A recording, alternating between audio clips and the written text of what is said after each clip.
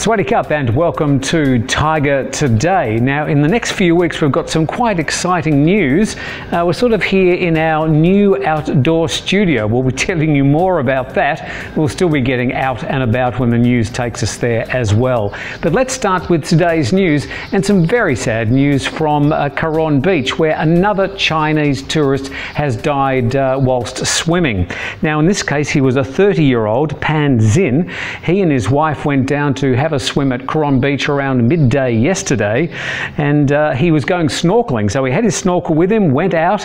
Unfortunately, about 40 minutes later, his wife couldn't see him, so she alerted other people on the beach. Somebody on a jet ski did eventually find him some 70 metres offshore. He was floating just under the surface. He still had his snorkel on at the time.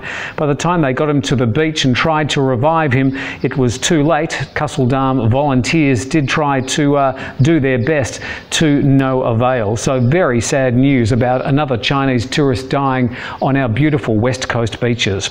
Right, let's head to today's other main news stories. Police raided a pub in Bangkok early yesterday morning after it stayed open well past the mandated 2 a.m. closing time. Tally, on the ground floor of the Holiday Inn in Vandana district, was still open at 4 a.m. when the police arrived. There were still 200 patrons enjoying themselves at the time. 20 of them tested positive for illicit drugs, and the pub's 34-year-old manager has been charged with violating the law on closing times, operating a pub and selling alcohol without a licence. Our favourite watch wearer, Defence Minister and Deputy PM Prawit is assuring Thai football fans that they'll be able to watch the live broadcast of the final 64 matches of the FIFA World Cup tournament in Russia through free TV.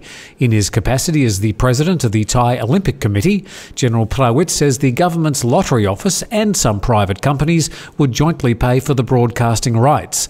The World Cup is on between June the 14th and July the 13th. The National Wage Committee has agreed to increase minimum wages between 5 and 22 baht a day after almost 7 hours of meeting yesterday and weeks of lobbying. The committee agreed that the new minimum wage will take effect on April the 1st if it gets approval from the Cabinet at a meeting next week. Getting the highest increases are workers in Phuket, Chonburi and Rayong, where the new minimum wage will be 330 baht from an earlier 310 baht. And the lowest increases are Yala, Pattani and Naritawat, all in the south, from 300 baht last year to 308 baht.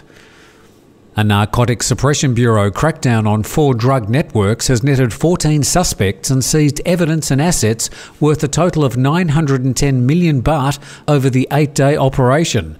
Officers raided 59 locations across the country from January the 12th. They seized 3.6 million yaba pills, 2 kilograms of crystal methamphetamine, 12 kilograms of marijuana and 770 grams of cocaine.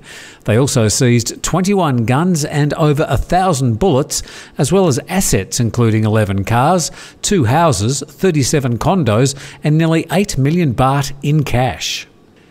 And 6 French tourists have been arrested for catching protected parrotfish at Promtep Cape yesterday.